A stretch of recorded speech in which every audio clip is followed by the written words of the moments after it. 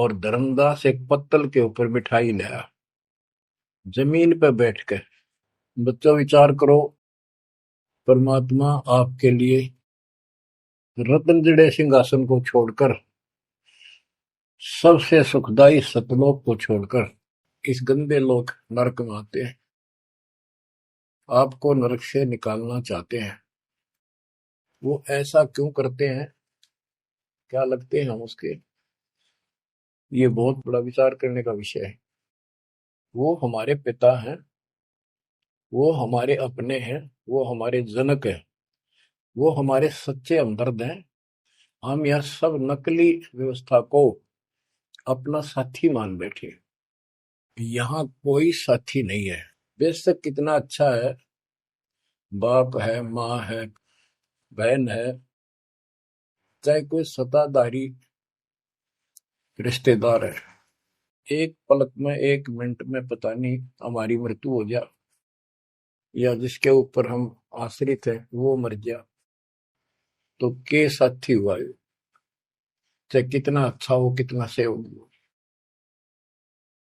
गरीबदास जी कहते हैं, आद अंत का साथी विसराया और झूठे रिश्ते में फिर बुलाया। तो वो हमारा सच्चा साथी है और मृत्यु के बाद भी वो हमारे साथ होगा। हम ठीक से नहीं समझकर फिर जन्म लेते हैं, फिर भी दादा साथ रहते हैं। इस कालबली ने ऐसा षड्यंत्र रच रखा है।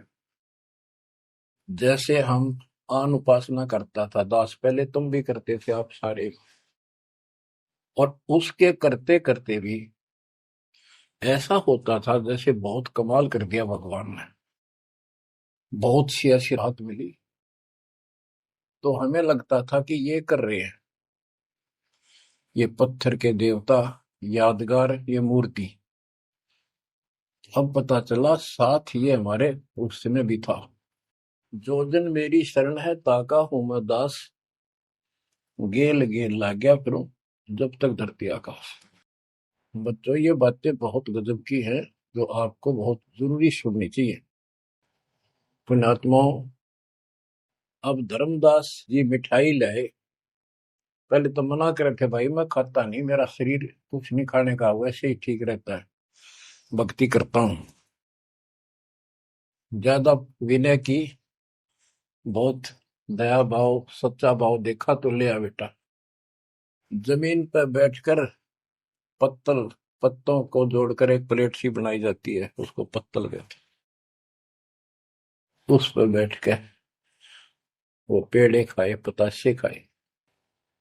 बच्चों, इस तरह के प्रयत्न, इतना अपनापन इस परम पिता बिना हमारा कोई साथी नहीं कर सकता। अब परमात्मा ने कहा था कि आप एक बार अपने गुरु जी से ये बातें पूछ लो, भाई ब्रह्मा विष्णु महेश के माता पिता कौन है, और आप मुझे मोक्ष दे सकते हो कि नहीं हो। रामकृष्ण जी की भी मृत्यु होगी,